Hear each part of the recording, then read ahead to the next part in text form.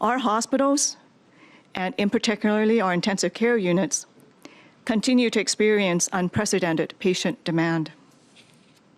As of early afternoon, there are 310 Albertans in ICU, of which 226 patients have COVID-19. We have never ever had that number of total patients in ICU before, never with the prior waves and never in the history of this province. And each day we see a new high. Yesterday alone we had 22 Albertans who were admitted to our ICUs with COVID. The day before we had 23. And over the past 5 days, the average number of COVID ICU admissions have been more than 23 per day.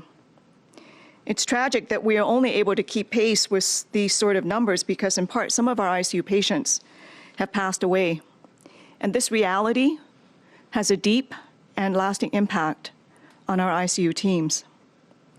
With that in mind, I should also note that in the past 2 days, our teams have managed to move 18 patients out of ICU, which means that these patients no longer need that critical level of care and are hopefully on the long road to recovery.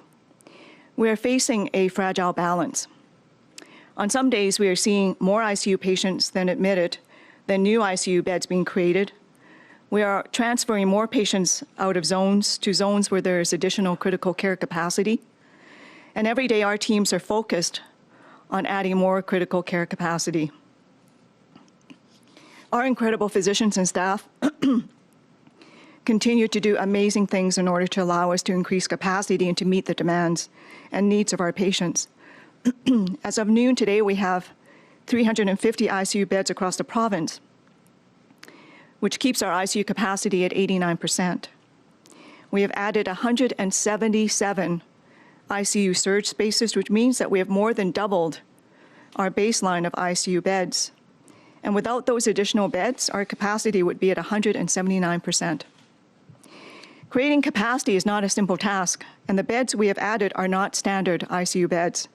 In fact, nothing is really standard about the situation right now, including staff ratios and some of the patient care we are providing outside of our ICUs. But this is the reality of our current situation. We have to do things differently to ensure that we can care for all patients. However, I want to reassure people that safety remains at the forefront of all our decisions. My commitment to you is that we will continue to do everything possible to care for Albertans, and that commitment will never waver.